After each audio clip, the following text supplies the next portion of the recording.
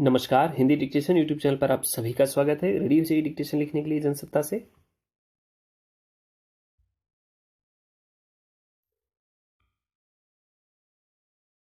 ऊर्जा जरूरतें पूरी करने के लिए अधिकतर परंपरागत स्रोतों का इस्तेमाल किया जाता है, जिनमें पेट्रोलियम उत्पाद, कोयला, गैस, लकड़ी, गोबर, खेती की घास फूस आदि ऊर्जा के गैर नवीकरणीय स्रोत शामिल हैं।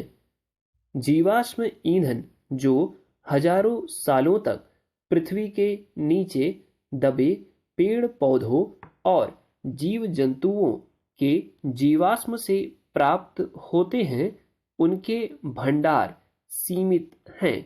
समय के साथ साथ ऊर्जा जरूरतें बढ़ती और इन स्रोतों के समाप्त होने की स्थिति पैदा होती जा रही है।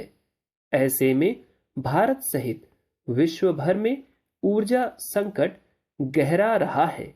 साथ ही जीवाश्म ईंधन से पर्यावरण दूषित हो रहा है। पारंपरिक संसाधनों से प्राप्त होने वाली बिजली की कीमतें लगातार बढ़ने और विश्व भर में पर्यावरण संरक्षण के प्रति जागरूकता पैदा होने के चलते अब अक्षय ऊर्जा, रिन्यूएबल एनर्जी या हरित ऊर्जा, ग्रीन एनर्जी की मांग बढ़ती जा रही है।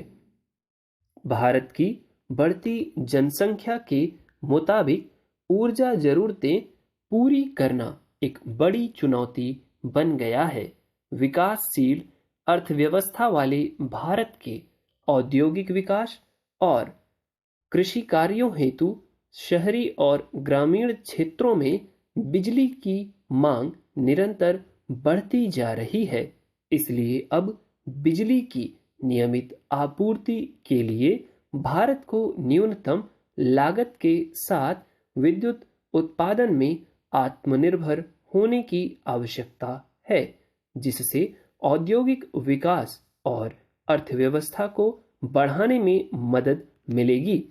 पर्यावरण प्रदूषण कम करने और स्वच्छ ऊर्जा को बढ़ावा देने की दिशा में सौर ऊर्जा एक महत्वपूर्ण विकल्प के रूप में मौजूद है। सौर ऊर्जा के प्रति लोगों में जागरूकता पैदा करने के लिए सरकार द्वारा विभिन्न प्रकार की योजनाएं चलाई जा रही हैं। भारत ने वर्ष 2030 तक 450 गीगावाट नवीकरणीय ऊर्जा क्षमता स्थापित करने का लक्ष्य रखा है।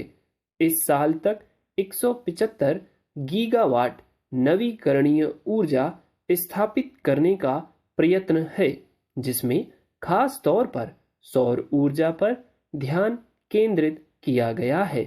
अभी तक लगभग 70 गीगावाट सौर ऊर्जा भारत में स्थापित हो चुकी है और लगभग 40 गीगावाट विभिन्न चरणों में बनाई जा रही है।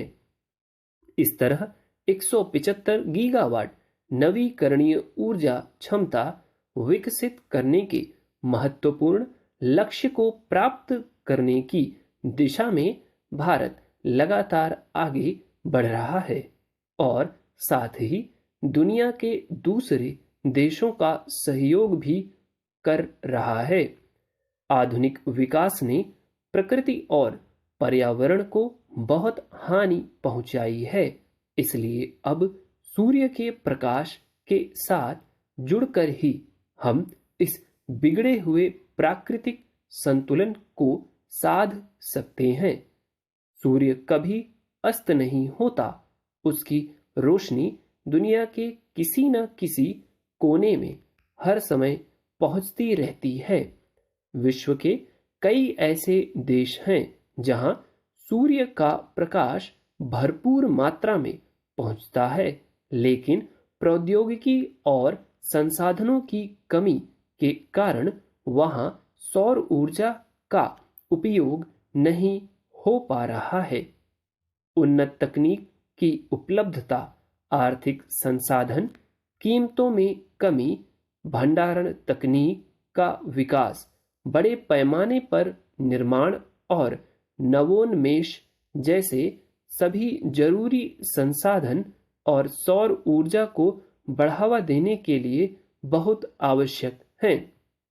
पूरे विश्व में सौर ऊर्जा की आपूर्ति करने वाला एक राष्ट्र पारीय बिजली ग्रिड विकसित करने के उद्देश्य से दुनिया भर के सभी देशों को एक साथ लाने का प्रयास one sun one world one grid project के माध्यम से किया जा रहा है।